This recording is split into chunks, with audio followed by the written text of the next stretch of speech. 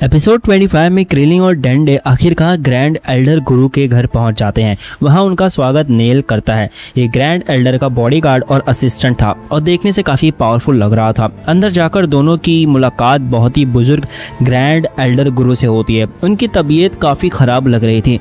गुरु उनसे dragon balls के बारे में बात करते हैं, अपने लोगों पर मंडरा रहे खतरे के बारे में बताते हैं और ये भी कहते हैं कि इस वक्त प्लैनेट नामिक को मदद की बहुत सख्त ज़रूरत है। उसके बाद गुरु क्रिलिन का माइंड रीड करते हैं। एक ही पल में वो क्रिलिन का पूरा पास्ट देख लेते हैं, कामी की हिस्ट्री, पिकोलो का जन्म और अब तक जो कुछ भी हुआ था, सब कुछ। सबसे ज़रूरी बात, गुरु समझ जाते हैं कि क्रिलिन दिल से एक बहुत अच्छा इंसान है। उसके इरादे बिल्कुल साफ है और उनके क्रिलिन के अंदर छुपी हुई ज़बरदस्त पोटेंशियल भी महसूस होती है। इसलिए बिना देर किए गुरु उसकी हिडन पावर अनलॉक कर देते हैं। एक ही पल में क्रिलिन की पावर बहुत ज़्यादा बढ़ जाती है, इतनी कि वो खुद भी हैरान रह जाता है। ये देखकर क्रिलिन तुरंत पूछता है, क्या गुहान के साथ भी ऐसा हो सकता है? गुरु मुस्कुराकर हाँ कह देते हैं। बस एक ही कंडीशन थी, गुहान को जल्दी से उनके पास लाना होगा।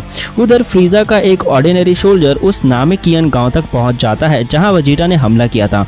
वहाँ उसे एक नामिकियन जिंदा मिलता है जो मुश्किल से सांस लेते हुए वजीटा के छुपाए हुए ड्रैगन बॉल की तरफ रेंगने की कोशिश कर रहा था। सोल्जर उसे जितनी इंफॉर्मेशन निकाल सकता था निकाल लेता है और उसके बाद उसे वही मार देता है। फ्रीजा के पास लौटकर ज़ारबॉर्न रिपोर्ट देता है कि उसने वजीटा को हरा दिया था, लेकिन उसकी बॉडी नहीं मिली। ये सुनकर फ्रीजा खुश होने के बजाय नाराज हो जाता है। उसे गुस्सा आता है कि ज़ारबॉर्न ने इतनी ऑब्वियस बात क्यों नहीं सोची। हो सकता है वजीटा ने पहले ही ड्रैगन बॉल ढूंढ ली हो और उसे कहीं छुपा दिया हो। थोड़ी देर बाद वही सोल्जर लौटकर बताता है कि उसने उस बर्बाद गांव में क्या देखा, लेकिन रिवॉर्ड मिलने के बजाय फ्रीजा उसे वही मार देता है क्योंकि उसने उस आखिरी जिंदा नामिकन को मार दिया था जो शायद और भी काम की इंफॉर्मेशन दे सकता था। और इसी के साथ एक बात फिर से साफ हो जाती है, फ्रीजा के लिए काम करना बिल्कुल भी सेफ जॉब नहीं है। और अब फ्रीजा को पूरा यकीन हो जाता है कि वजीटा अभी भी गेम में है। इसलिए वो ज़ारबॉर्न को एक नया ऑर्डर देता है, वजीटा को ढूंढो और उसे जिंदा पकड़कर मेरे पास लाओ। ज़ारबॉर्न आखिरकार वजीटा को ढूंढ लेता है। वो बेहोशी की हालत में होता है। ज़ारबॉर्न उसे अपनी शिप पर लेकर जाता है और हीलिंग चेंबर के अंदर डाल देता है। जैसे जैसे वजीटा रिकवर होने लगता है वैसे ही फ्रीजा को एक अजीब सा एहसास होने लगता है, जैसे ही कोई बुरी आहट।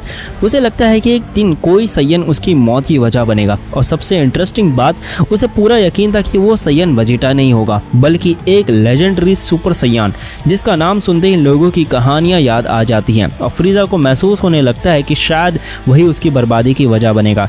इस बात को याद रखना क्योंकि आगे चलकर ये स्टोरी को बहुत ही इंपॉर्टेंट हिस्सा बनाने वाली है।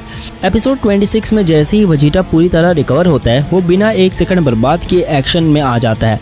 चुपके से फ्रीजा की स्पेसशिप के अंदर घुसता है। वहाँ फ्रीजा ने जितनी ड्रैगन बॉल्स इकट्ठी की होती हैं वजीटा उन्हें ढूंढ लेता है। फिर एक छोटा सा डिस्ट्रैक्शन क्रिएट करता है और उसी मौके का फायदा उठाकर ड्रैगन बॉल्स लेकर वहाँ से निकल जाता है। ये काफ़ी रिस्की मूव था, लेकिन हैरानी की बात यह है कि ये प्लान काम कर जाता है और इसी के साथ वजीटा दोबारा गेम में वापस आ जाता है। उधर क्रिलिन गुहान को ढूंढने के लिए बुल्मा के पास लौटता है। उसका प्लान था गुहान को ग्रैंड एल्डर गुरु के पास ले जाना ताकि उसकी हिडन पोटेंशियल भी अनलॉक हो सके, लेकिन गुहान वहाँ होता ही नहीं। वो अकेला ही उस 4 सितारों वाले ड्रैगन बॉल को लेने निकल चुका होता है जो वजीटा ने पहले उस झील में छुपाया था। और इस बार गुहान सच में ड्रैगन बॉल ढूंढ लेता है। वो उसे लेकर वापस निकल पड़ता है। कुछ देर के लिए ऐसा लगता है कि सब कुछ फाइनली इनके फेवर में जा रहा है। एक ड्रैगन बॉल क्रिलिन के पास है और एक गुहान के पास, लेकिन तभी वजीटा आ जाता है। उसकी नज़र सीधा क्रिलिन के ड्रैगन बॉल पर पड़ती है और एक बार फिर से टेंशन बढ़ जाती है। लेकिन इससे पहले ही कुछ हो, एक और जाना पहचाना चेहरा सामने आ जाता है, ज़ारबॉर्न। फ्रीजा ने उसे वजीटा को पकड़ने और ड्रैगन बॉल्स वापस लाने के लिए भेजा था और इसी के साथ राउंड 2 शुरू हो जाता है।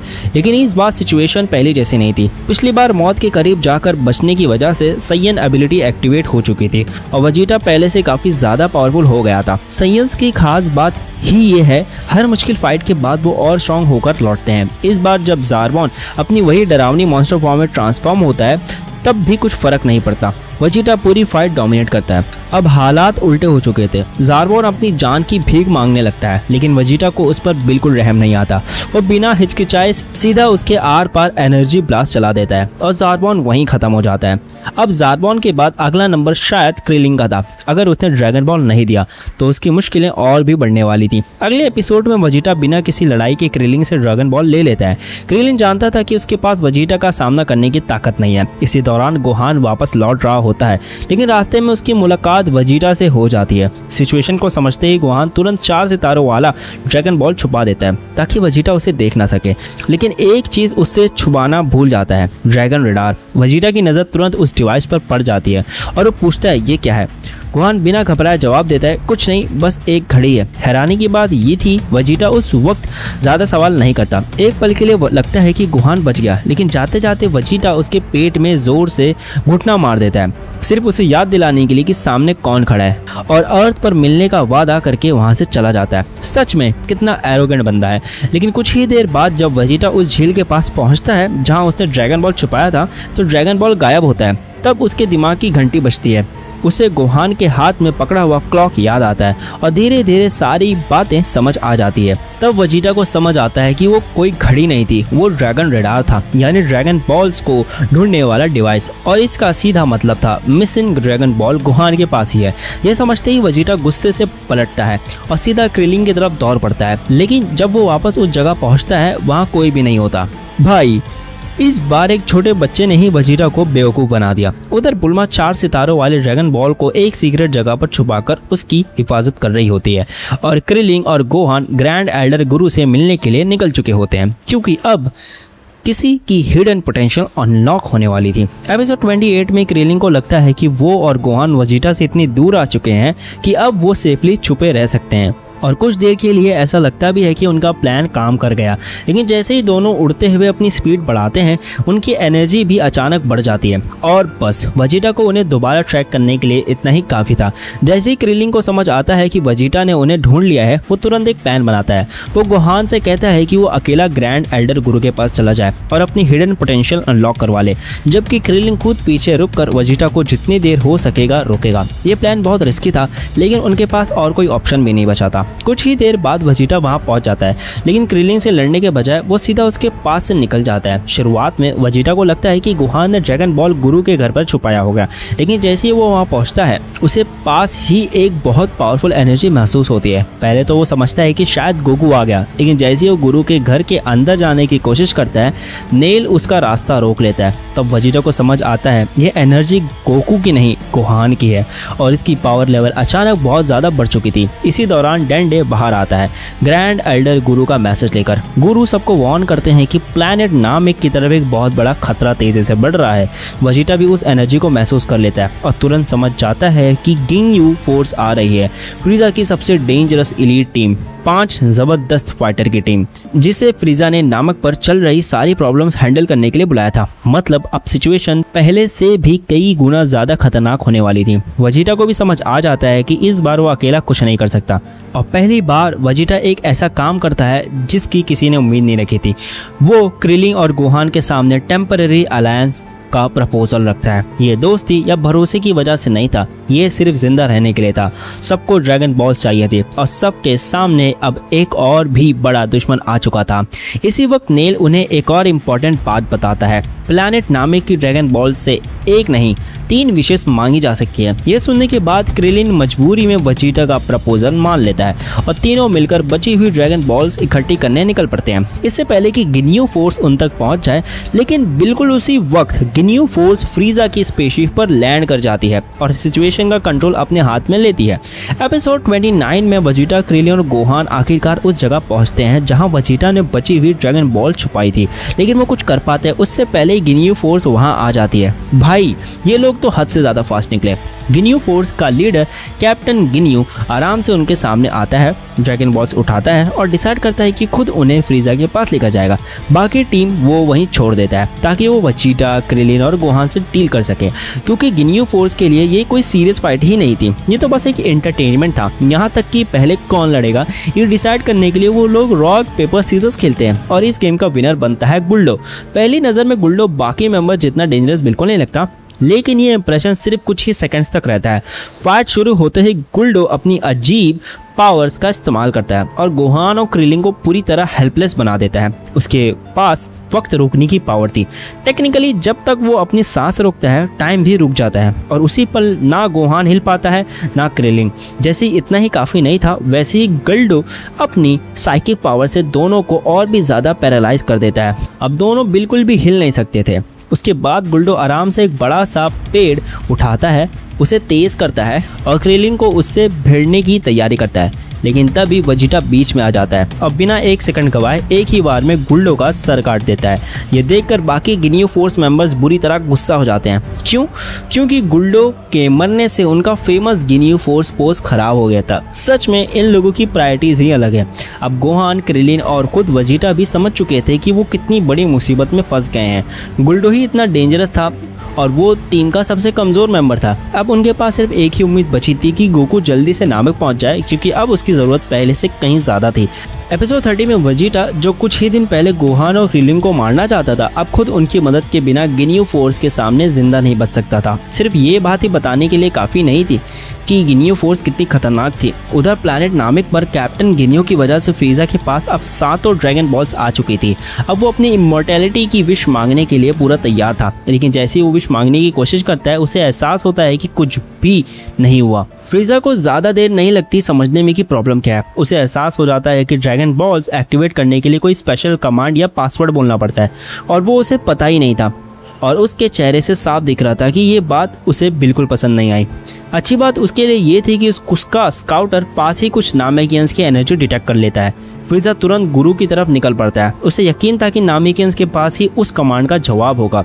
उधर बैटलफील्ड पर गिनियो फोर्स की फाइट अब भी जारी थी और इस बार बारी थी रिकोम की। वेजिटा अपनी पूरी ताकत लगा देता है, लेकिन उसे लगभग कोई फर्क ही नहीं पड़ता। हाँ, बस रिकोम का आर्मर थोड़ा डैमेज ज़रूर हो जाता है और उसे नुकसान कम, गुस्सा ज़्यादा आता है। जवाब में रिकोम अपना इरेजर गन अटैक चला देता है और सिचुएशन और भी खतरनाक हो जाती है। क्रेलिन और गोहान भी वेजिटा की मदद के लिए आगे आ जाते हैं, लेकिन दोनों को बुरी तरह हरा दिया जाता है। आखिर में गोहान डिसाइड करता है कि वो रिकोम का सीधा सामना करेगा। अपनी लिमिट्स तोड़ने की पूरी कोशिश करता है, लेकिन कोई फ़ायदा नहीं होता। रिकोम उसे आसानी से ओवर पावर कर देता है और एक बहुत ही ब्रूटल मूवमेंट में उसकी गर्दन तोड़ देता है। गोहान बिल्कुल बेजान होकर ज़मीन पर गिर जाता है। सबको लगता है कि फाइट खत्म हो चुकी है और तभी बिल्कुल उसी पल गोकू की स्पेसशिप नामिक पर लैंड करती है। हमारा सैयन हीरो आखिरकार नामिक पहुंच ही जाता है। भाई, इतनी देर तो लगा ही थी। एपिसोड 31 में गोकू सबसे पहले अपने दोस्तों की हालत देखता है। वो क्रेलिन, गोहान और हैरानी की बात वेजिटा को भी संजू बीन्स दे देता है और तीनों एक ही पल में पूरी तरह रिकवर हो जाते हैं। वैसे इन संजू बीन्स का कोई साइड इफेक्ट भी होता है या नहीं? खैर, अब गोकू का ध्यान असली प्रॉब्लम की तरफ जाता है, रिकोम। और काफ़ी टाइम बाद पहली बार कोई बंदा इतना कॉन्फिडेंस लेकर बैटलफील्ड में उतरता है। गोकू बिल्कुल शांत था और उसकी प्रेजेंस ही अलग लेवल की लग रही थी। उधर वेजिटा के दिमाग में एक अजीब सा ख्याल आता है, कहीं गोकू लेजेंडरी सुपर सैयान तो नहीं बन गया। लेकिन उसका ये डाउट और भी बढ़ जाता है जब गोकू सिर्फ एक ही पंच में रिकोम को बेहोश कर देता है। एक ही अटैक और गेम खत्म। अब बाकी बचे थे बर्टर और चीज। दोनों मिलकर अपनी स्पीड और टीम वर्क से गोकू को घेरने की कोशिश करते हैं, लेकिन उससे कोई फर्क ही नहीं पड़ता। गोकू इतनी आसानी से उनके अटैक्स डॉज करता है कि वो उसे छू तक नहीं पाते। थोड़ी देर बाद गोकू डिफेंस छोड़कर अटैक करना शुरू करता है। सबसे पहले वो बर्टर को टारगेट बनाता है, क्याओकेन की मदद से एक ही अटैक करता है और बर्टर भी वहीं खत्म। अब गिनियो फोर्स में सिर्फ 2 लोग बचे थे, जीज और कैप्टन गिनियो। एपिसोड 32 में जीज समझ जाता है कि अब उसे अकेला हैंडल करना नामुमकिन है, इसलिए वो कैप्टन गिनियो को बुला लेता है। कैप्टन गिनियो आता है और गोकू के सामने खड़ा हो जाता है। शुरुआत में फाइट काफ़ी बैलेंस लगती है, लेकिन फिर गोकू डिसाइड करता है कि अब वो थोड़ी असली ताकत दिखाने का वक्त आ गया। वो सिर्फ इतना पावर अप करता है कि गिनियो उसकी असली स्ट्रेंथ की एक झलक देख सके, और तब पता चलता है कि गोकू का पावर लेवल 1,10,000 से भी ज़्यादा है। ये देखते ही गिनियो के होश उड़ जाते हैं। उसे समझ आ जाता है कि अब उसका बचना मुश्किल है भाई, और इसी पल से फाइट पूरी तरह वन साइडेड हो जाती है। अगले एपिसोड में ग्रैंड एल्डर गुरु डंडे की हिडन पोटेंशियल भी अनलॉक कर देते हैं। उसके बाद डंडे को बाकी सबके पास भेज देते हैं, क्योंकि उन्हें पता था कि सबको उसकी ज़रूरत पड़ने वाली है। लेकिन उसके तुरंत बाद फ्रीजा खुद गुरु के पास पहुंच जाता है और उसका सामना नेल से होता है। नेल बिना डरे फ्रीजा से लड़ना शुरू कर देता है, लेकिन बहुत जल्दी साफ हो जाता है कि फ्रीजा का पावर लेवल 5 लाख से भी ज़्यादा है। फिर भी नेल एक्सपेक्टेड से काफ़ी ज़्यादा देर तक उसका सामना करता है। एक वक्त पर तो फ्रीजा भी हैरान रह जाता है जब नेल अपना कटा हुआ हाथ दोबारा रीजनरेट कर लेता है। मतलब वो इतनी आसानी से हार मानने वाला नहीं था। उधर गोहान और क्रेलिन की मुलाकात बुल्मा से होती है, जो हमेशा की तरह किसी न किसी मुसीबत में फंसी होती है। इस बार एक डायनासोर उसके पीछे पड़ा होता है। दोनों मिलकर बुल्मा को बचा लेते हैं और ड्रैगन रडार लेकर फ्रीजा के छुपाए हुए 7 ड्रैगन्स बॉल्स को ढूंढने निकल पड़ते हैं। उधर गोकू और कैप्टन गिनियो की फाइट एक अजीब मोड़ ले लेती है। अचानक कैप्टन गिनियो खुद को ही घायल कर लेता है और फिर एक अजीब सी बीम सीधा गोकू पर चला देता है। अगले ही पल सबको लगता है कि दोनों ने एक दूसरे की बॉडी बदल ली है। ये हुआ क्या? एपिसोड 34 में वेजिटा फ्रीजा की स्पेसशिप पर पहुंचता है और वहां मौजूद सारे ऑर्डिनरी सोल्जर्स को खत्म कर देता है। उसके बाद वो छुप कर वेट करने लगता है। उसका प्लान था कि क्रिलिन और गोहान ड्रैगन रडार की मदद से फ्रीजा के छुपाए हुए सातों ड्रैगन बॉल ढूंढ निकाले, फिर जैसे ही वो शन्नॉन को समन करे वेजिटा उन सबको खत्म करके खुद अपनी विश मांग ले। सच में काफ़ी चालाक प्लान था वेजिटा। जब क्रिलिन और गोहान आखिरकार ड्रैगन बॉल्स तक पहुंच जाते हैं तब उन्हें एक और बड़ी प्रॉब्लम का पता चलता है। प्लैनेट नामिक पर शन्नॉन को बुलाने का पासवर्ड अर्थ वाले पासवर्ड से बिल्कुल अलग था। उधर बैटलफील्ड में बॉडी स्विच करने के बाद कैप्टन गिनियो, जो अब गोकू की बॉडी में था, जीस के साथ मिलकर फ्रीजा की स्पेसशिप की तरफ लौट रहा होता है। रास्ते में उसका सामना क्रिलिन और गोहान से होता है। दोनों को तुरंत महसूस हो रहा था कि कुछ तो बहुत गड़बड़ है। उसका बोलने का तरीका, लड़ने का अंदाज, सब कुछ अलग था।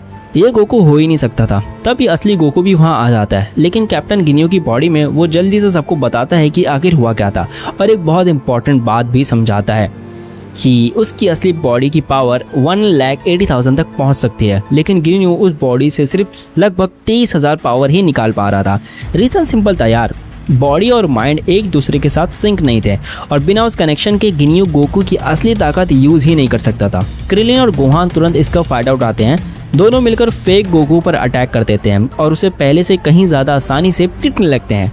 सिचुएशन बिगड़ती देख जीस भी बीच में आने की तैयारी करता है, लेकिन उससे पहले ही वेजिटा उसके सामने आके खड़ा हो जाता है और इस पर साफ दिख रहा था कि वेजिटा पहले से भी ज़्यादा पावरफुल हो चुका है। जीस को रिएक्ट करने का मौका भी नहीं मिलता। वेजिटा उसे बुरी तरह डोमिनेट करना शुरू कर देता है और हमेशा की तरह वेजिटा खुद को सुपर सैयान भी बोल देता है। अब ये सच था या सिर्फ ओवर कॉन्फिडेंस, ये अलग बात है, लेकिन कॉन्फिडेंस की कमी बिल्कुल नहीं थी। वैसे भी जीस के लिए इससे कोई फर्क नहीं पड़ता।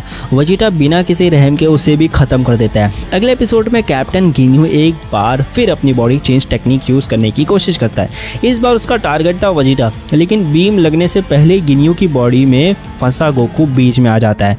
बीम का डायरेक्शन बदल जाता है और इसी के साथ गिनियो दोबारा अपनी असली बॉडी में लौट आता है, जबकि गोकू को उसकी अपनी बॉडी वापस मिल जाती है। लेकिन गिनियो अभी भी हार मानने वाला नहीं था। वो एक बार फिर बॉडी चेंज करने की कोशिश करता है और फिर से टारगेट होता है वेजिटा।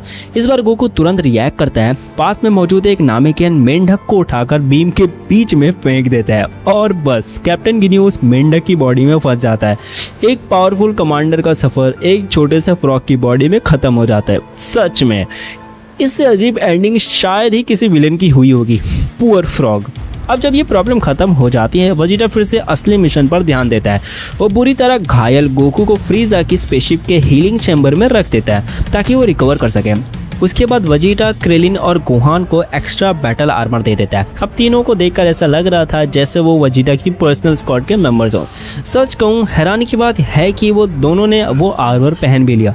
उसके बाद वेजिटा खुद भी आराम करने के लिए लेट जाता है। उधर प्लैनेट नामिक के दूसरे हिस्से में नेल अब भी फ्रीजा से लड़ रहा होता है। उसका असली मकसद सिर्फ एक ही था, जितना देर हो सके फ्रीजा को बिजी रखना।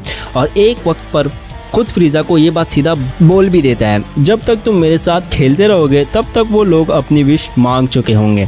ये सुनते ही फ्रीजा को समझ आ जाता है कि उसका टाइम जानबूझकर वेस्ट किया जा रहा था और वो तुरंत अपनी स्पेसशिप की तरफ लौट पड़ता है। उधर स्पेसशिप पर वेजिटा अभी भी सो रहा होता है और गोकू हीलिंग चैम्बर में रिकवर कर रहा होता है। इसी बीच क्रिलिन, गोहान और डेंडे दोबारा मिलते हैं। पता चलता है कि ग्रैंड एल्डर गुरु ने डेंडे को इसलिए भेजा था क्योंकि उसे नामिकन ड्रैगन बॉल्स एक्टिवेट करने का पासवर्ड पता था। तीनों सातों ड्रैगन बॉल्स को लेकर वेजिटा से काफी दूर चले जाते हैं ताकि उसे कुछ पता ही ना चले और आखिरकार वो नामिकियन इटर्नल ड्रैगन को समन कर देते हैं, पोरूंगा। और सच कहूँ, इस ड्रैगन शन्नॉन से भी काफी ज्यादा डरावना लगता है।